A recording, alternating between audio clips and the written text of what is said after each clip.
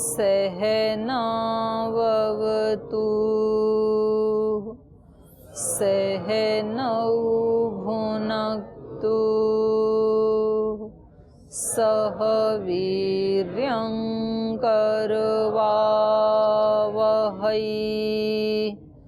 तेजस्विनावधीतमस्तु मा विद्विषावहै। ॐ शान्ति शान्ति शान्तिः।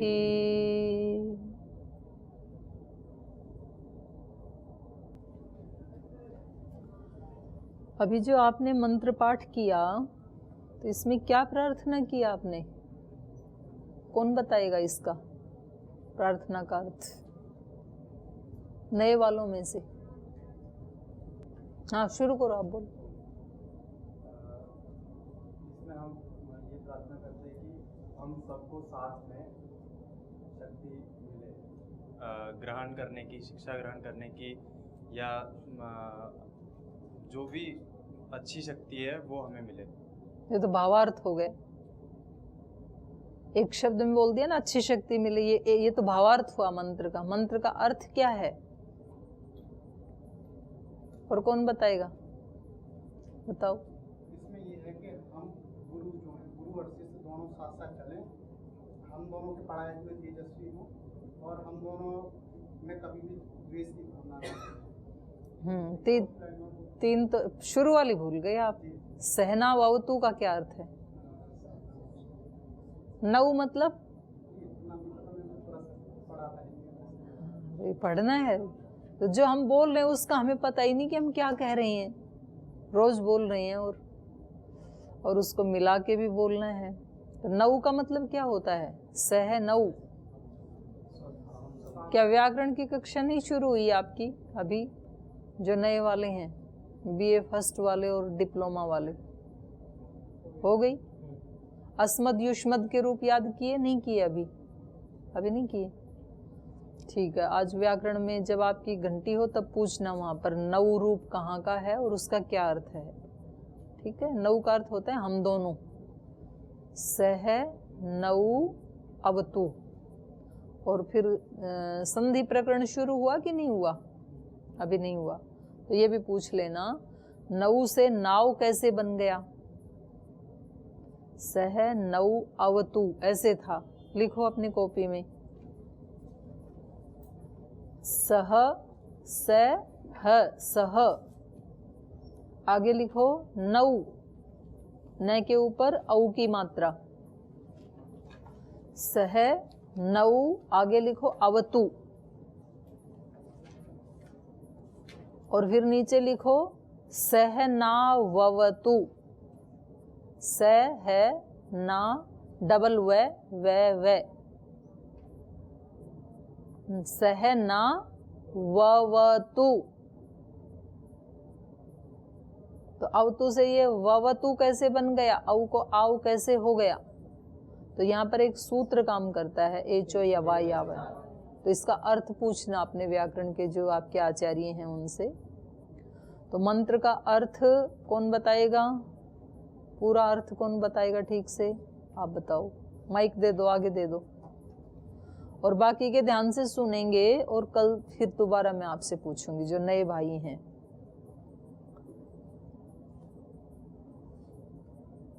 ले लो।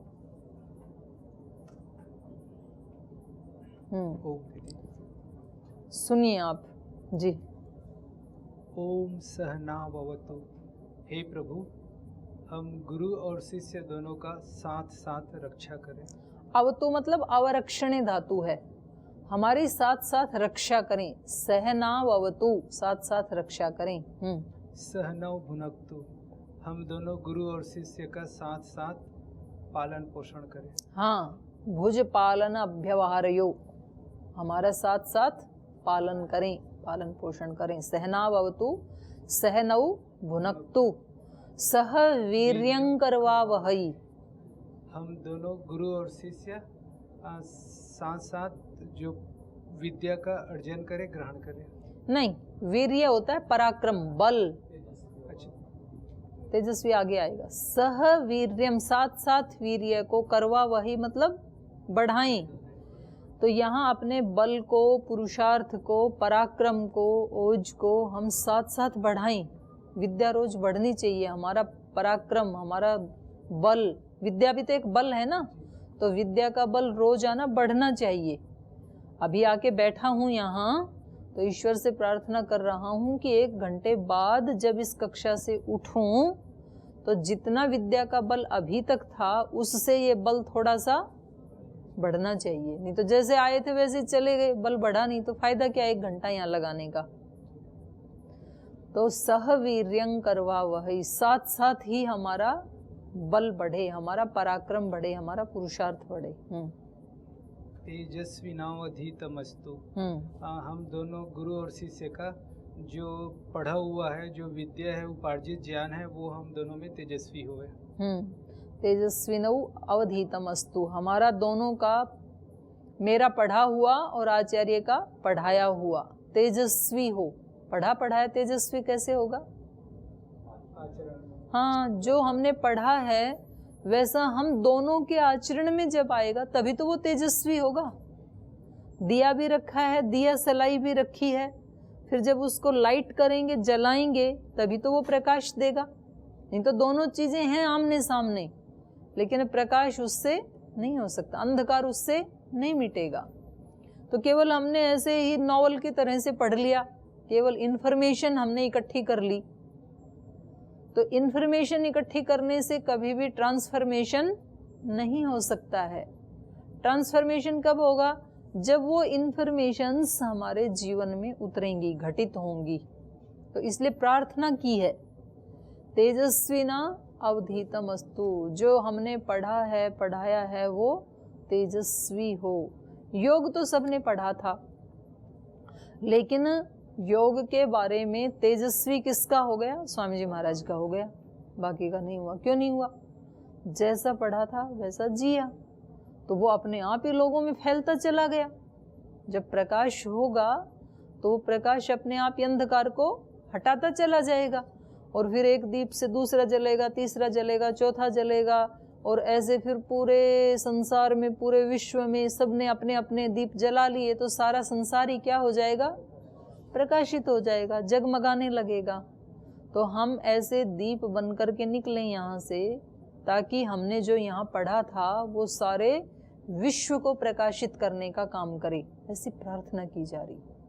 तो ऐसी प्रार्थना भी रोजाना करना, और करते करते ऐसा भाव भी मन में लाना। यदि ये अर्थ भी आ गया लेकिन भाव नहीं आया, तो भाव के बिना भी फिर क्या होगा? प्रभाव नहीं होगा। जब कोई नाटक में कोई एक्शन करता है, वो शब्द तो वही बोले, लेकिन वैसा भाव ना आए चेहरे पे। जैसे कोई हंसने की बात कह रहा है और मुंह लटका के बोल रहा है, हास्य का भाव ही नहीं आया, तो दूसरे दर्शक उसको देख के हंसेंगे थोड़ी। मान लो किसी को चुटकुले सुनाने थे, चुटकुला बोल रहा है और वैसे हाव भाव आए नहीं चेहरे के ऊपर, तो दूसरे लोग, तेजस्वी नहीं होगा उसका बोलना। नाटक में कर्म था रोने का, और मतलब वो रोने की बात तो बोल रहा है, लेकिन वैसे स्माइल कर रहा है, रोने का भाव आया ही नहीं। तो फिर लोगों को वो सीन देख करके करुणा उनके हृदय में नहीं जगेगी। मानो द्रौपदी का चीरहरण हो रहा है, और जो बहन द्रौपदी का रोल कर रही है वो करुण पुकार करे ही नहीं, ऐसे ऐसे घूमती रहे, तो फिर देखने वाले को कैसा लगेगा? कितने नंबर देंगे उसको? 100 में से 5-4 देंगे, पर आनंद नहीं आया। और वो इतनी करुण पुकार चिल्लाने लगे कि देखने वाले की भी आंखों में आंसू आ जाएं। सिखाया जाता है इनको, अभिनेताओं को, इनको कहा जाता है कि आप जो सीन एक्ट कर रहे हैं आपको वैसा भाव लाना है। मतलब वो केवल वो आंख में दवाई लगाने से आंसू आते उतना मात्र नहीं, उसके पूरे अंग अंग से वो हाव भाव, वैसा भाव भंगिमा उसकी बननी चाहिए, तब उसको उस एक्ट के लिए सेलेक्ट करते हैं अभिनेता को। मतलब उसको यदि बुजुर्ग बनना है तो उसको पूरा बुजुर्ग का भाव लाना पड़ेगा। उसको रोने का रोल करना है तो उसको सचमुच अंदर से कोई ऐसी घटना याद करनी पड़ेगी कि उसको रोना आए। भाव का प्रभाव होता है। तो आपको वो भाव लाना पड़ेगा कि जैसे सचमुच ही ईश्वर आपकी बात सुन रहा है। और ये जैसे नहीं, ईश्वर तो सुन ही रहा है, पर हमारे अंदर ये भाव, हमारे अंदर ये विश्वास हो, क्योंकि हमें लग रहा है कि हम तो ऐसे ही बोल रहे हैं, क्योंकि हम ईश्वर को जानते नहीं हैं, हमने ईश्वर को देखा नहीं है। ईश्वर तो हमें जानता है, ईश्वर तो हमें देख रहा है, ईश्वर तो हमें सुन रहा है हम जो बोल रहे हैं, लेकिन हमें विश्वास नहीं होता है। तो विश्वास जब तक ना हो तब तक क्या करनी है? एक्टिंग करनी है वैसे। और एक्टिंग कैसे करनी है? 100% भाव से करनी है, जैसे अभिनेता करते हैं। तो जब आप मंत्र बोलते हैं तो अभी आपको ईश्वर समझ में ना भी आए तो भी आपको ऐसे भाव से प्रार्थना करनी है कि भगवान हमारा पढ़ा पढ़ाया तेजस्वी हो, कुछ परिवर्तन लाने वाला हो हमारे जीवन में भी, और जो हमारे संपर्क में आए उन सब के जीवन में भी। उसी उद्देश्य के लिए तो आप आए हैं यहाँ। सब यहाँ पर जो भाई बहन आए हैं वो इस उद्देश्य से आए हैं कि हमें केवल अपने लिए ये जीवन नहीं जीना है। अपने लिए तो बहुत कई बार हमने जीवन जिया। ये जन्म हमारा किसके लिए? गुरु के लिए और भगवान के लिए। पशु पक्षी जब जब भी बने तो अपने अपने लिए तो जिए ही है ना। तो ये वाला जीवन किसके लिए है? गुरु और भगवान के लिए। और जब गुरु और भगवान के लिए अच्छा जिएंगे तो अपने लिए तो अपने आप ही अच्छा हो ही गया, तो अपना तो हो ही जाएगा। बांटन वारे को लगे ज्यों मेहंदी को रंग। दोहे पढ़े या नहीं पढ़े? पढ़ के क्या आए हो आप? कबीर के दोहे हैं ना कि जो दूसरे को मेहंदी बांटता है उसके हाथ में तो रंग अपने आप ही लग जाता है ना, उसको अलग से रंग लगाने की आवश्यकता नहीं है। तो जो दूसरे की सेवा करेगा, जो दूसरे का उपकार करेगा, जो दूसरे को ऊंचा उठाने की कोशिश करेगा, दूसरे को इनलाइट करने की कोशिश करेगा, वो खुद तो पहले इनलाइट हो ही जाएगा, क्योंकि वो वैसा भाव उठाएगा तब तो उसका उपकार कर पाएगा ना। सेवा कोई कब कर पाएगा? जब उसका अपना स्वार्थ हटेगा। तो उसकी सेवा तो पहले हो गई, उसके स्वार्थ का नाश हो गया। यही सबसे बड़ी सेवा है आत्मा की। तो इसलिए हम ये जो प्रार्थना करते हैं तो एक तो उसको साथ साथ करना है, आगे पीछे नहीं करना है, मेरे साथ मिला के बोलना है। और दूसरा उसको भावपूर्वक करना है। सहनावतु सहनौ भुनक्तु सह वीर्यं करवावहै तेजस्विनावधीतमस्तु मा विद्विषावहै। बताइए। प्रभु, हम गुरु और शिष्य एक दूसरे से परस्पर द्वेष न करें। द्वेष होने की संभावना होती है, क्योंकि गुरु को शिष्य का जीवन चेंज करना है, उसको मनुष्य से देवता बनाना है। देवता बनाने के लिए वो उसके जो जो भी बीच में बाधक हैं उनको तोड़ेगा, उसके आदतों को, स्वभाव को, आचरण को। तो जब जब गुरु उसको टोकेगा तब तक गुरु कैसा लगेगा? मृत्यु जैसा लगेगा। मौत, साक्षात यमराज दिखाई देता है। इसलिए आचार्य का वेदों में सबसे पहला रूप क्या बताया? आचार्यो मृत्यु। पहले तो वो मृत्यु होता है, क्योंकि वो मारता है हमें, क्योंकि बिना मारे नया जन्म नहीं हो सकता है। मरेंगे तो नया जन्म होगा, मरने के लिए तैयार होना पड़ता है। तो मरने का मतलब वो कंठ नहीं दबा देता है। मरने का मतलब है हमारे पुराने जो स्वभाव हैं, संस्कार हैं, आदत हैं, आचरण हैं, उनको गुरु हटाता है, क्योंकि वो ही बाधक हैं। उसके बाद फिर अगले रूप आते हैं उसके। आचार्य मृत्यु, वरुण, सोम, औषधय, पय, फिर आते हैं। सबसे लास्ट रूप है वो है पय। पय मतलब अमृत, दूध, खीर। तो वो अमृत जैसा तो लास्ट में लगने लगता है, जब पूरा रूपांतरण हो चुका होता है ना, तब व्यक्ति कहता है कि ये तो इसका गुरु को ही ये सारा श्रेय जाता है। अगर ये नहीं मिलते मेरे को शुरू में, अगर ये यम के रूप में मेरे दुर्गुणों का नाश यदि नहीं करते, तो आज मेरा ये रूप नहीं होता, मैं तो उसी में जी रहा होता। तो यहाँ पर बहुत संभावनाएं हैं कि शिष्य को जब गुरु डांटता है या टोकता है तो उसमें द्वेष होने की संभावना है, या आचार्य जब बार बार किसी विद्यार्थी को कोई चीज सिखा रहा है और फिर भी वो सीखता नहीं है, तो आचार्य के मन में भी द्वेष होने की संभावना है कि ये सीखते ही नहीं है। कितना बताते हैं, कितना सिखाते हैं, तो फिर कहीं आचार्य नेग्लेक्ट ना कर दें। तो इसलिए भगवान से प्रार्थना दोनों करते हैं, आचार्य भी करता है, शिष्य भी करता है। माँ विद्विषावहै, एक दूसरे से हम द्वेष ना करें, बल्कि एक दूसरे पर हम पूर्ण विश्वास करें। तो ऐसे ही भाव से अपने को रोजाना ये प्रार्थना करनी है। ऐसे प्रार्थना करेंगे तो विद्या जल्दी आती है। अपना पुरुषार्थ और साथ में प्रार्थना का परिणाम, ईश्वर की कृपा। तो इसको याद करके आना। इस मंत्र का अर्थ जो आपको पुस्तक मिली होगी ना, वो नहीं उपनिषद वाली नहीं, ज्ञानामृत में लिखा हुआ है। और इसके व्याकरण का जो है वो अपनी व्याकरण की कक्षा में पूछना। तो चलिए इसमें चलते हैं। इसमें किसी का कोई प्रश्न तो नहीं है? प्रणाम दीदी। वो जैसे भावना के विषय में चल रहा है ना दीदी, जैसे आप किसी के प्रति कोई भावना कर रहे हो पूरी दृढ़ता से, और दूसरे पक्ष से आपको उसी की विपरीत भावना आ रही है, और दोनों मतलब प्रबल पक्ष है, फिर उस सिचुएशन में क्या हो? जिसका 21 होगा वो जीत जाएगा, 20 होगा वो हार जाएगा। रस्साकस्सी होती है ना, हाँ, उसमें तो जब ताकतवर होता है, जो इधर खींच के ले जाएगा वो विजयी, जो गिर जाएगा वो पराजयी। और हमारे को इस बात से ना अपने को ये टेंशन नहीं लेनी है कि जो मैं भाव कर रहा हूँ दूसरा भी उसको समझ रहा है कि नहीं समझ रहा है।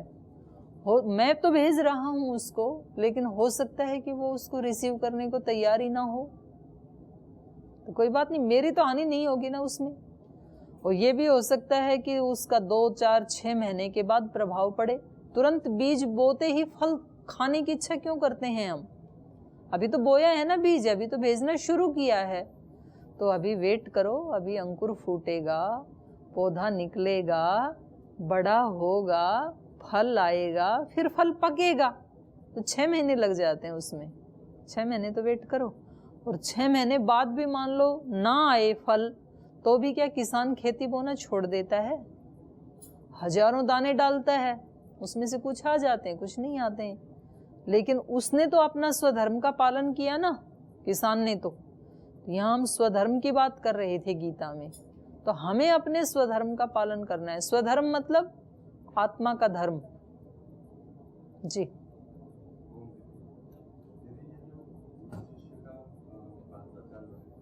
तो शुरू हुआ है दूसरा अध्याय में, और 18 अध्याय तक ये जाएगा।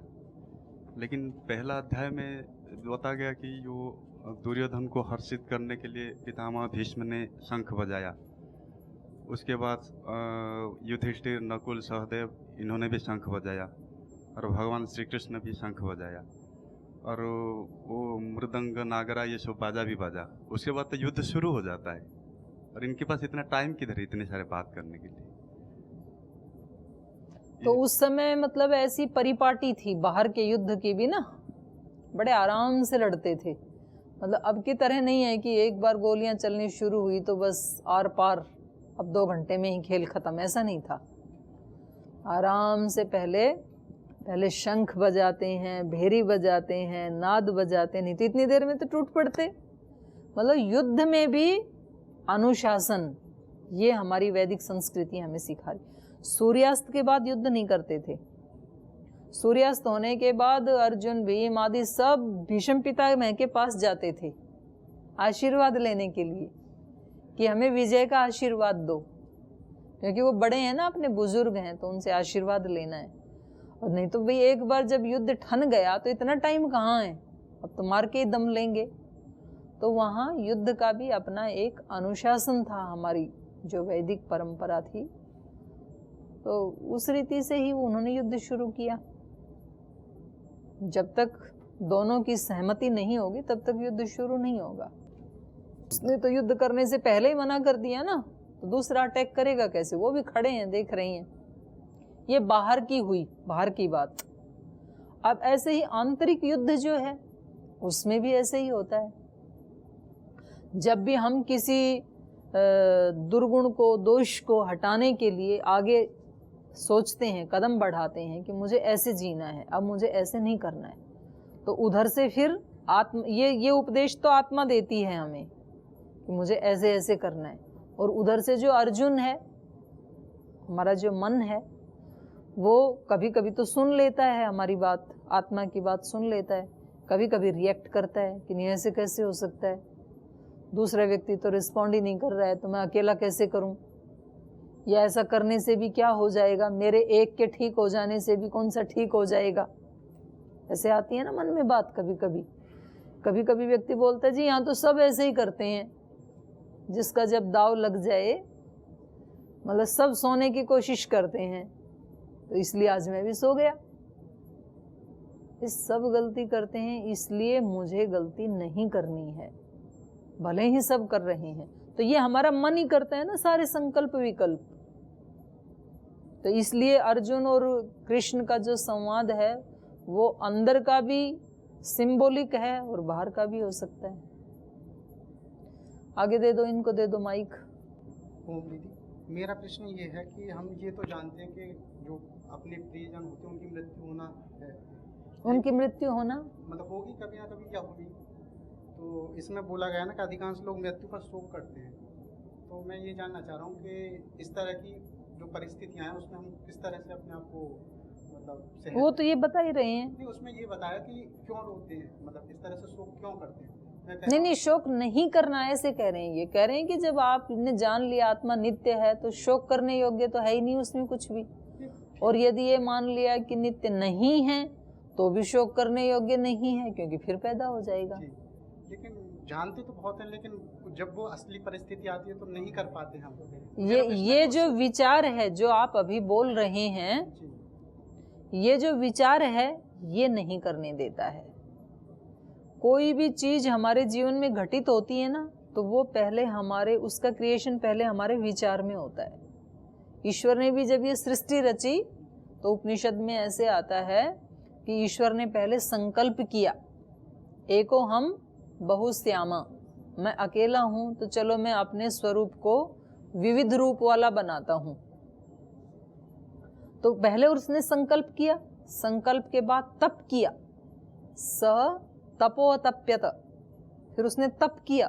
तप करने के बाद उसने सृष्टि की रचना की। केवल मात्र संकल्प से भी नहीं होता, ईश्वर तो सर्वशक्तिमान है, तो भी वहां पर ईश्वर के लिए भी, ब्रह्म के लिए भी ये आता है कि उन्होंने तप किया। हमारे जीवन में जो कुछ भी हम आज हैं, आज आपने बीए किया, एमए किया, बीटेक किया, एमटेक किया, किसान बने, जो भी बने, उसकी आपने पहले संकल्प किया। आपके साथ पहली दूसरी कक्षा में पता नहीं कितने विद्यार्थी होंगे, लेकिन 10वीं के बाद सब अलग अलग हो गए। कोई साइंस साइड में चला गया, कोई आर्ट साइड में चला गया, किसी ने पढ़ाई ही छोड़ दी, कोई बिजनेस साइड में चला गया। तो ये ऐसा क्यों हुआ?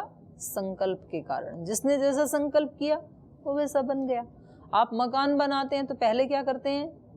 संकल्प कि मुझे ऐसा ऐसा मकान बनाना है, उसके बाद फिर पुरुषार्थ, उसके बाद मकान बनता है। बिल्कुल यही हमारे जीवन में भी यही सूत्र फिट होता है। हम पहले संकल्प करते हैं। यदि हमने ये संकल्प कर लिया कि जी ये तो सब इसमें कहने की बातें हैं, सिद्धांत की बातें, जो रियल स्थिति होती है उसमें ऐसे थोड़े ना होता है।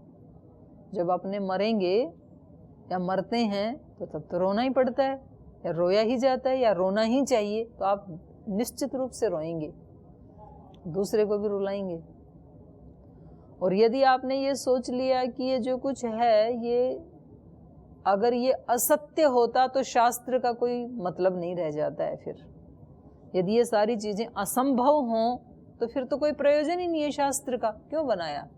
असंभव चीज के लिए कितनी भी चर्चा करें तो उसका कोई प्रयोजन थोड़ी है।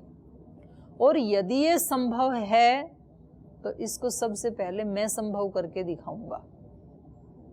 ये आपका विचार आपको वैसा करने के लिए तैयार कर देगा। तो हमारे जीवन में शुरुआत होती है, जैसा हम सोचते हैं वैसा ही हम बनते हैं। तो अपने को इन विचारों से तो सतर्क रहना है। कभी भी अपने को ये विचार नहीं देना मैं ऐसा नहीं कर सकता हूं। कभी भी अपने को ये मत कहना कि मैं पांचों दर्शन याद नहीं कर सकता हूं। बहुत डेंजरस विचार है ये। कभी भी ये मत कहना कि मैं समाधि नहीं लगा सकता हूं। कभी भी ये मत कहना कि मैं अपने इस स्वभाव को चेंज नहीं कर सकता हूं। ये विचार ही बाधक बनेगा। इसलिए हमेशा अपने को, क्योंकि हम सब कुछ कर सकते हैं। आप नहीं कर रहे हैं कोई बात नहीं, लेकिन उसकी जिम्मेदारी अपने ऊपर लेना। मैं नहीं कर रहा हूं इसलिए ये चेंज नहीं हो रहा है। मैं नहीं चाहता हूं कि किसी अपने स्वजन के मरने पर मैं ऐसे शांत रहूं। मैं रोना चाहता हूं इसलिए मैं रो रहा हूं। स्पष्ट होनी चाहिए चीजें। ये कभी नहीं कहना कि मैं नहीं कर सकता हूं। मैं सब कर सकता हूं लेकिन मैं नहीं चाह रहा हूं करना, इसलिए नहीं कर रहा हूं। हाँ भाई, उसको पीछे देना ब्रह्मचारी को, आज पहली बार पूछ रहा है। ओम, ये जी आपने जैसे कृष्ण शब्द का अर्थ बताया था और अर्जुन शब्द का अर्थ बताया था, ऐसे ही धृतराष्ट्र, संजय, जितने भी ये इसमें नाम हैं, वो अपने व्याकरण वाली कक्षा में पूछना, उनका काम ही वही है बताने का। सबके अर्थ हैं। ठीक है, आपका प्रश्न अच्छा प्रश्न है, वो बताएंगे सबका अर्थ। और कौन हाथ उठा रहा था इधर से? बीच में से एक हाथ उठा था। हाँ, इसको दे दो ब्रह्मचारी को।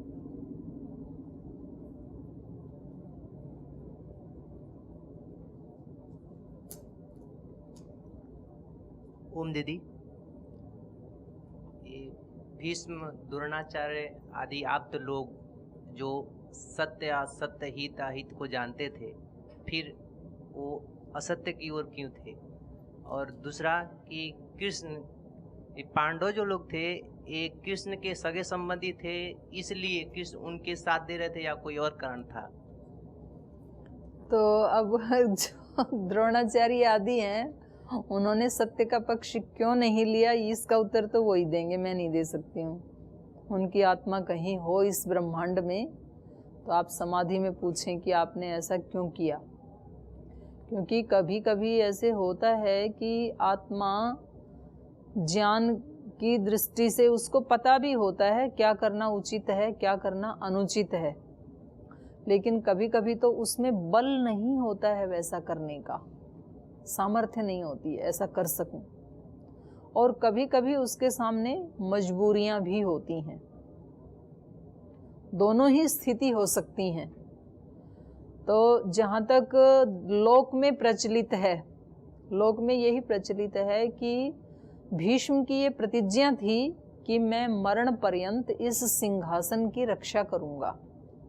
सिंहासन पे कोई भी बैठे, किसी व्यक्ति के प्रति आग्रह नहीं था, उनकी प्रतिज्ञा थी कि मैं हस्तिनापुर के सिंहासन की रक्षा करूंगा।